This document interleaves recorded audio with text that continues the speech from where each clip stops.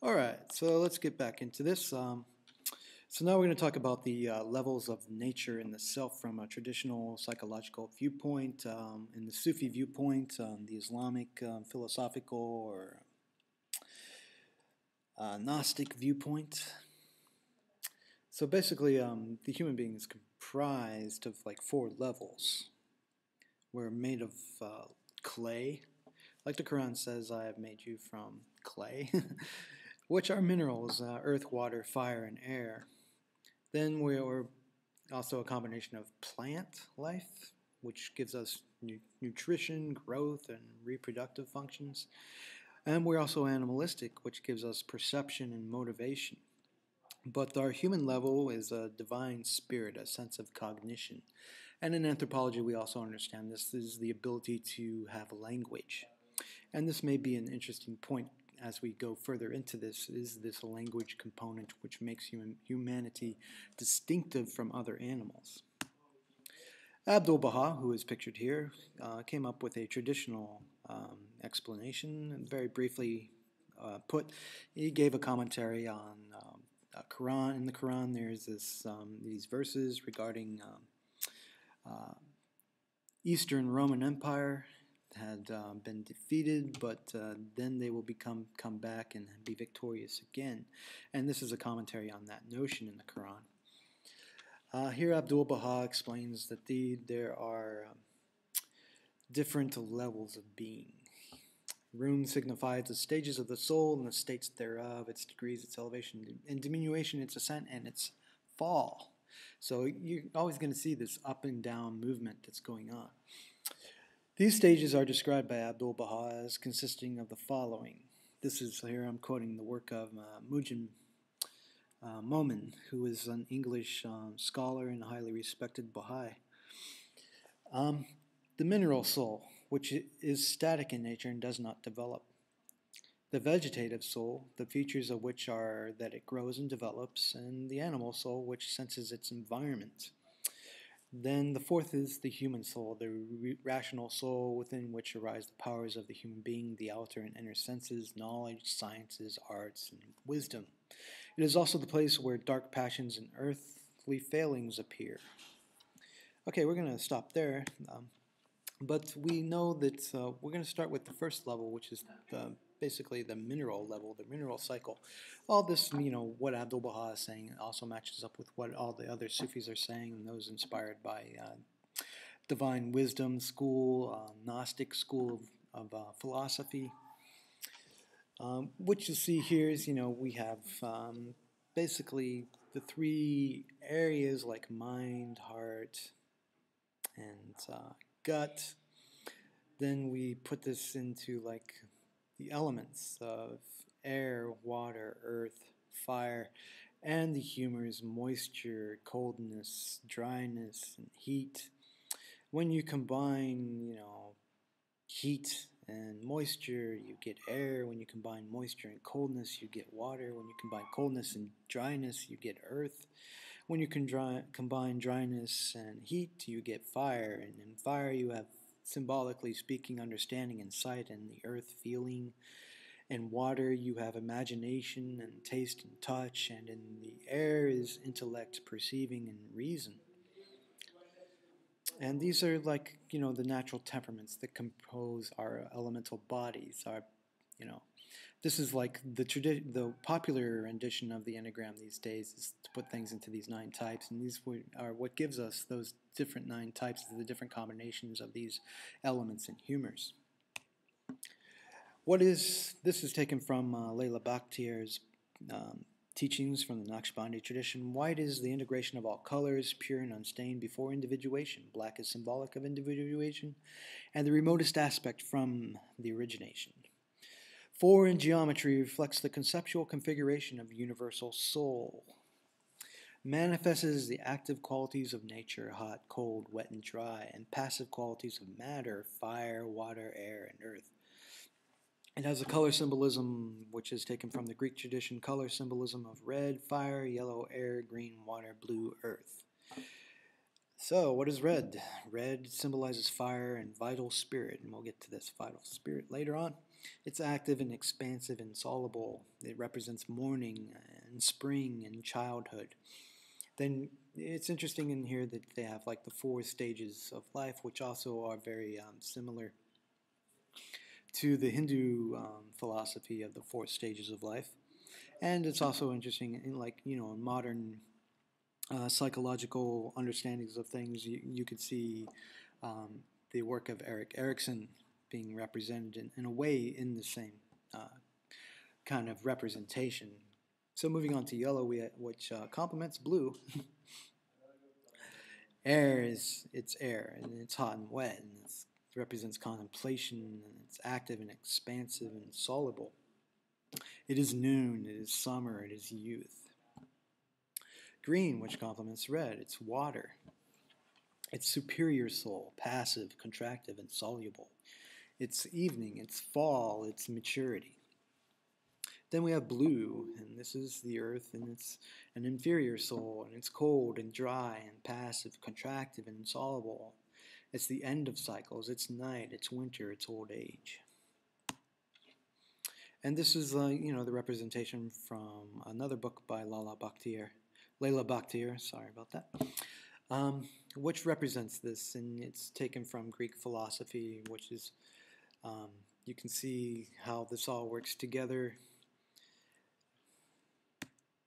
And this is the traditional Greek philosophical rendition of it. You can see the colors are the same.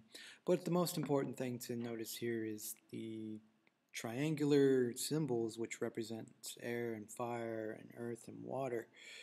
So when we combine these, we get eventually to the Star of David, which is this guy. Whoops. Star of David right here.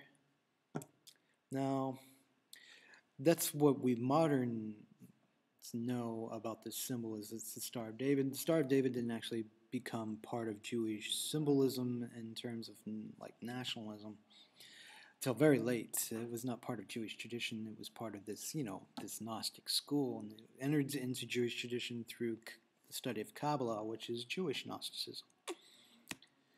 It actually originates, the Star of David symbol actually originates in ancient Armenia. You can find it on Armenian structures dating back thousands of years, actually.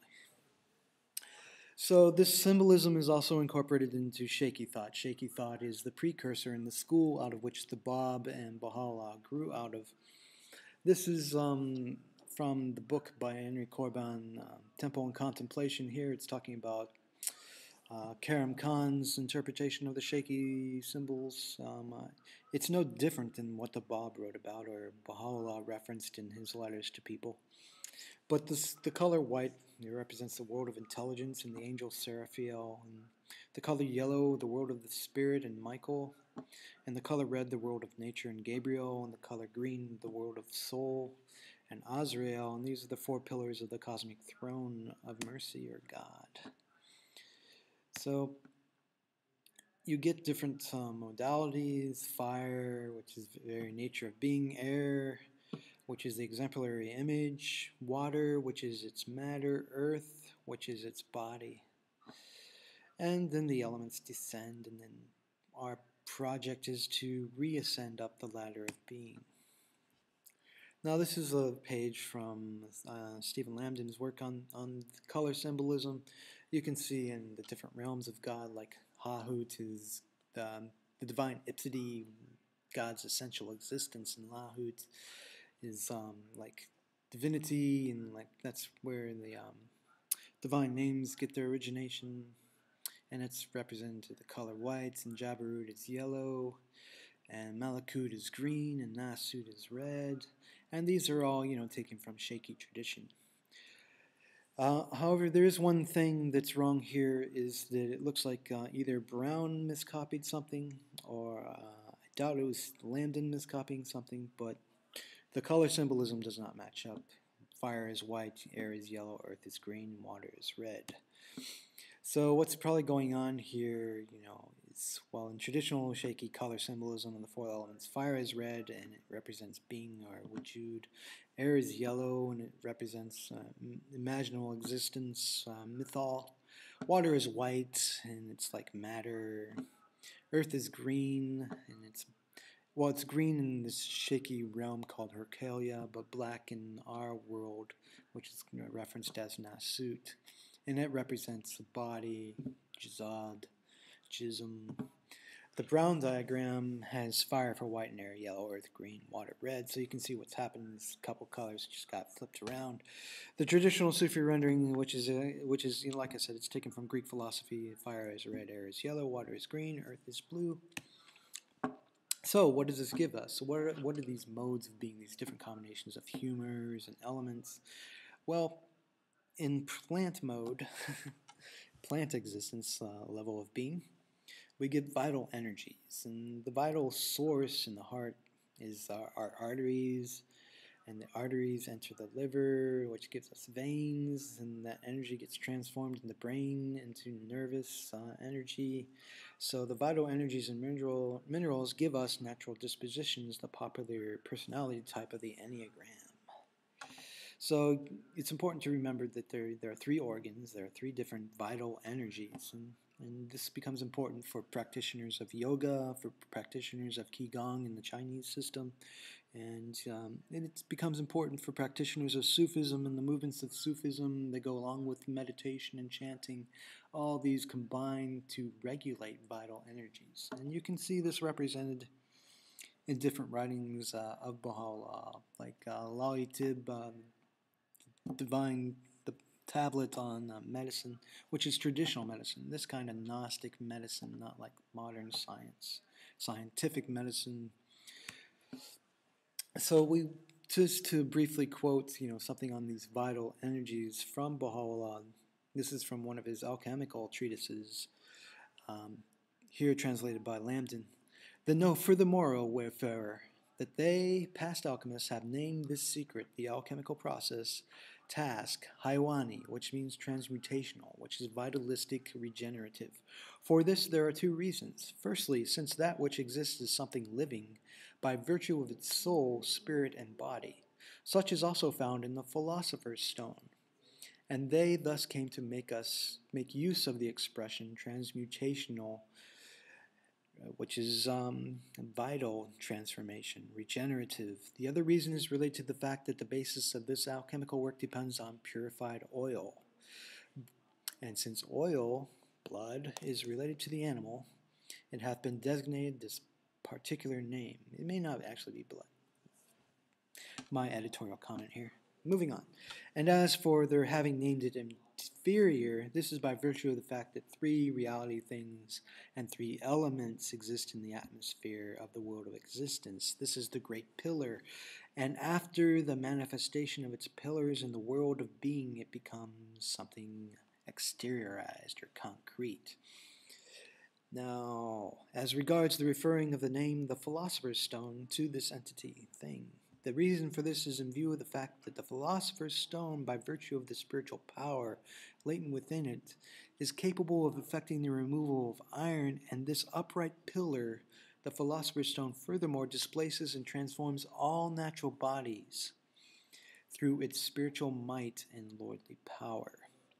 All right, we're going to get into some things later on. I think if you come back to this quote, after we've gotten into those things become a lot more clear, and this mystical, very abstract stuff he's talking about here becomes a lot more clear. So now we're getting into what it is to be an animal. So animal is to perceive things and to be motivated, like a lion is out in the bush and it sees some game and it goes and eats the game. It perceives the game and is motivated to go get the game. And it's also an attraction to pleasure and avoidance of pain. And there are two kinds of senses, the external senses like hearing, smell, taste.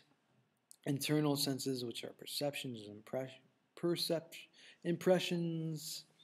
There's also consciousness. Then in motivation, you have attraction to pleasure, avoidance of pain, and willpower, free will, what we call these. These are all related into this. Then we have, what are these internal senses? We have common sense representations, which are sensible and rational. Then we have an imagination, which gives us an intuition and reason. Then imagination in traditional psychology is broken down into psychical perception, what things we see in dreams. Then, dreams are created by the intellect. But what is the intellect? It's the cognitive system, it's the mind, it's akal, practical intellect and cognitive intellect. Practical intellect, is like practical. This is, if you know the difference between faire and savoir in French, it's the same thing. So, then you get, you become aware of things, and then you take action on those things. So you have 4 stages of acquiring the cognitive intellect. You have potential intellect, the self thinks nothing but it is prepared to think. Then you have habitual intellect, which is actualizing the preparedness, knowing and understanding things. Then we have the active part, which the self no longer needs matter, concerns with intellectual demonstrations, and acquired 3 stages: deliberation, conscience, and conclusions. Then we go to the acquired, which is, as you acquire knowledge, then you implement that knowledge. And here Bakhtiar says, every conceptual form potentially contained in the intellect becomes apparent to it like the face of a person in a mirror held before them. Oh, that's Tusi. Bakhtiar is quoting Tusi there. So there's a process that we undergo. We become aware of things, then we can either ignore those things or we can take action on those things. And that action is the active intellect, the active intelligence. But what is understanding? Understanding has subcategories. It's reason, discourse, penetration, sagacity, judgment, understanding, free will, the consequences of knowing. Wow. Imagination is another path to the positive.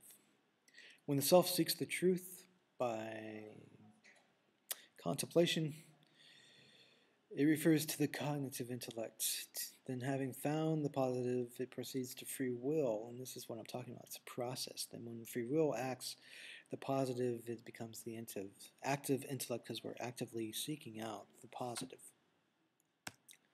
So then we have a bunch of, we have this sort of diagram, and this is the diagram which also reveals the balance, al-mizan, in the Quran. It's the balance. You have the mind controls, the heart and the liver, your attraction to pleasure in what's known as nafs or liver, the gut. Then you have avoiding harm in the heart, your behavior, Then you also have like collective protections, which are in the gut. Then individual protections, which are in the heart. But the self is basically this combination of cognition and perception and motivation. The human self is the spirit or cognition. It's vegetal self, which are, the vital energies, and it's also an animal self, which is perceptions and motivations. There's a further delineation within Abdu'l-Baha's rendering of who we are, of different stages of the self. And basically starting off with our base self, the commanding self, then the blaming self, the inspired self, the satisfied self, the consenting self, and the consent-given self, then the purified self. Now, Abdu'l-Baha, we left off, at the human soul, the rational soul, within which arise the powers of the human being, the outer and inner senses, knowledge, sciences, arts, and wisdom. It is also the place where dark passions and earthly failings appear. The human soul has the following stages. The commanding soul. The soul that commands to evil is preoccupied with the trivialities of the world and is infatuated with evil and ephemeral desires. The blaming soul, which becomes aware of the depths of its degradation, of its remoteness from its true goal. It awakes to a perception of its state, is filled with regret, and blames itself for the depths of perversity and error to which it has sunk. The inspired soul, as it rises from its lowly condition, the soul comes to understand those things that kept it abased and those things which led it to its elevation. It becomes averse to those things that perish and to incline towards those things that endure. It is termed the inspired soul, for it is inspired as to that which on the one hand leads to deprivation and on the other to righteousness. Then the assured soul, that is the stage at which the soul is remembrance of its Lord and sees the signs of God in the creation. As a result, it is assured in its faith. Its turmoil and unrest is calmed. It has quenched its thirst, soothed its torment. It has changed its darkness to light and unloaded its burdens. The accepting soul reaches a station of submission and contentment, leaving behind its searching and neediness. It entrusts its affairs to God and is content with whatever God may decree for it. This is a happiness that is not followed by sadness. There remains no will, no rest, no motion, no destiny, nor any fate except in God. The accepted soul, in this state all-encompassing blessings and mercy reach it, insofar it has risen and left behind its passions, and accepted the decree of its Lord. It becomes accepted in the sight of God, and in its state of nothingness it is approved by its Creator. The perfect soul, here it is characterized by divine perfection and comprised of godly attributes. It thus becomes the focal point of inspiration and the dawning place for the divine effulgences. Then on top of that, we have the soul of the kingdom of God. Here the soul confirms in its reality the profession of divine unity and establishes in its essence the sign of detachment. It attains to everlasting life and eternal living. It takes pleasure from delights that like of which no eye has seen nor any ear heard. And that's the key phrase. It takes pleasure from delights that like of which no eye has seen nor any ear heard. The soul of the realm of the divine command. This is the station far above the understanding of the minds of men, for this station is created out of the elements of power, authority, sovereignty, omnipotence, and freedom, and nothing that has limitations or pluralities has any resemblance to it. Here the soul becomes aware of the secrets of hidden and invisible realities that is the ultimate goal in the world of creation. The divine soul, the soul of the realm of primal manifestation. Lahut. It is the universal reality which brings together all of the revealed divine realities, the primal point from which appear all things and to which they revert. From it there appears plurality through manifestation and illumination, and it becomes divided, dispersed, and manifold, and radiates. This station and the soul are completely and forever beyond the reach of human beings. Wow. In relation to his commentary on the overthrow of Rome, Al-Dubaha says it means in this context that as the human soul ascends stage by stage, it overthrows the conditions of the lower stage and as it goes to attain the higher stage. And this is a hard to see diagram that I need to make better, but this lays out in a little way according to the realms of being, Nasut, Malakut, Jabarut, and Lahut, where the souls are. And we can see, once again, we're talking about the commanding soul, which are emotions and behavior, kalb and nafs. Then the blaming soul, which is mind, cognition, akal, which becomes inspired. Then the soul transforms these lower souls into a more contented, just, and assured soul. Then we get into the accepting and accepted and perfected souls. And above that are realms which seem to be above our comprehension or abilities. So, this gives us the self, the point. Again, the Natuk, we are unity, but we are fragmented in our unity. There are 6 levels of the soul according to Bakhtiar and the Naqshbandi tradition. Spiritual, 2 levels of psychology, and physiological, which are the sources of energy. The 5th level is cognitive, and the 6th is ethical. So here, for instance, we're looking at Akal realm, which has wisdom, it's consciousness, it's the physical organ, the brain, which has nerves. It has cognition and intellect, and that is divine spirit. Then we have, out here in the 6th level, we have courage is a manifestation of the heart and pre-consciousness, and the physical organ is the heart, and it's behavioral, and it's avoidance of pain, and it's also self-preservation. But then in our guts, we get temperance and the unconscious. And the liver is the physical organ called the gut, and its veins, and it's affective, and it's emotional, and it attracts to pleasure, and it also is collective preservation. But when we preserve all these things, when we come into balance and centeredness at the center, we would see this triangle here where we have temperance and wisdom and courage, which manifests this new thing, this justice. This justice, or the mizan, the balance. It's really the balance, to being a balanced, centered, whole person. And we're going to take a break.